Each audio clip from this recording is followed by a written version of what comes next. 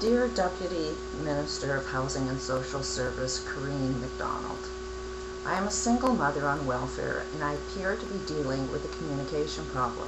I keep talking and nobody appears to be listening. Before I start off, I would like to express my compliments with the regional offices. Other than one abusive worker and one supervisor enabling the behavior, which that problem is solved, I have found all other workers to be the most amazing people who are truly interested in helping me out. With that said, the regional offices can't really help me because of the policies designed by upper management. Anytime I try to communicate with the problem, upper management, or rather your office, my complaints are redirected back to the front lines who can't solve the problem because of your policies. Now, I'm sure you realize history appears to be repeating itself and we are headed towards a global depression. The numbers of welfare clients will only increase if the causes are not recognized and solved. I would also like to point out that the solutions to the last Great Depression was the introduction of the welfare system and war. Since those are the very solutions that are causing this depression, it will no longer be the solution that pulls us out of the current depression. There are definite causes that led me to be on this welfare system, and since I've been at the bottom and observing other welfare clients, we all appear to be victims of some form of crime. It's been my experience that if I've been violated, had everything stolen from me, and I experience violence, I tend to get a little bit angry. Tell me how you appear if I came into your home, stole everything you worked hard for, and steal your paycheck and violate your children. Would you appear angry? If so, then you can be diagnosed as having an anger management problem. If you do everything possible to focus on the good, causing you to have good days, and the problems aren't solved, then that would appear like you have mood swings, or better diagnosed as bipolar. If you cry even for a second, feel things are hopeless and helpless, then you'd be diagnosed as depression. If you start talking to yourself because nobody else is listening, then you're schizophrenic. If you solve problems using the same solution over and over again, expecting a different result, then you'd be diagnosed with insanity. So my question would be, what are the new solutions available to me to get me off the system? How can I tap into a communication system where the problems I'm facing are heard and solved? I would prefer to be working. I do have disabilities, but that doesn't mean I'm unemployable. I want to be productive. I want to make a difference. I want to participate in the solutions and not wake up each morning being part of the global problem. So I'm going to get up each morning and describe in detail the full causes that have me on this long-term disability. Each cause has a definite financial cost to each and every taxpayer. My low, rough estimate to all of the problems I've been dealing with costs more than $300,000 to every taxpayer. I am only one person. Multiply that number by the people using shelters and food banks, and you'll start to recognize that our problems cost much more than our earnings. How can Canada avoid a bankruptcy if we are spending more than we are making?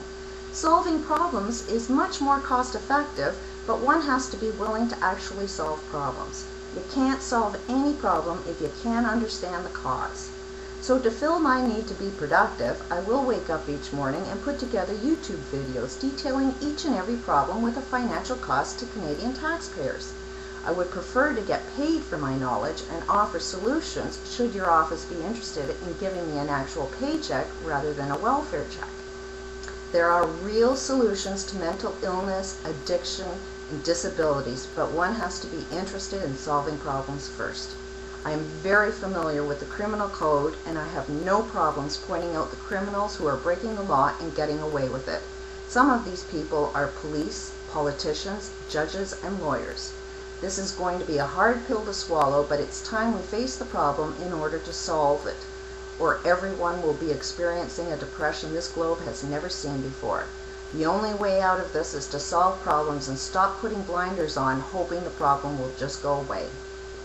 According to Canadian law, the parent the children live with is the parent that collects child support.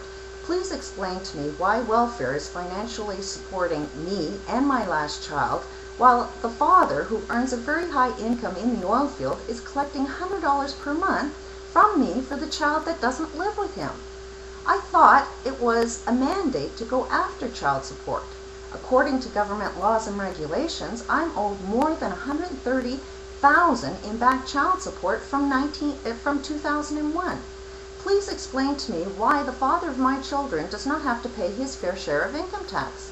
Please tell me why legal aid, who was supposed to be representing me, actually worked for my ex-husband, proven in court transcripts that gained him all the orders that worked in his favor, yet totally illegal.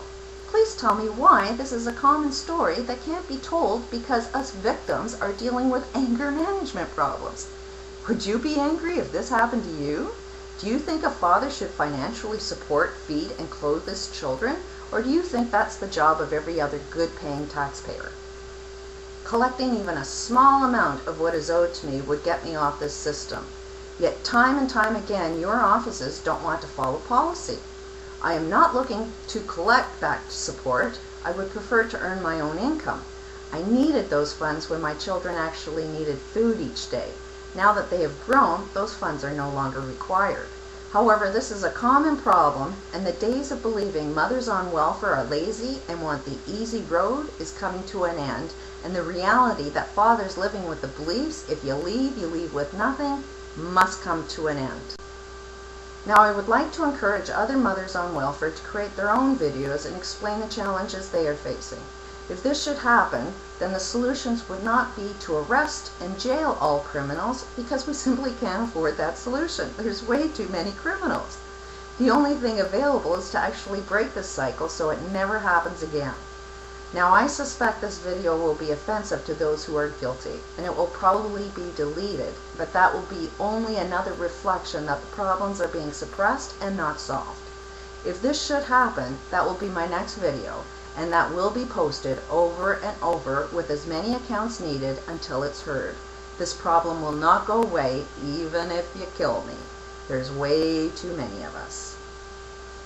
I look forward to your response.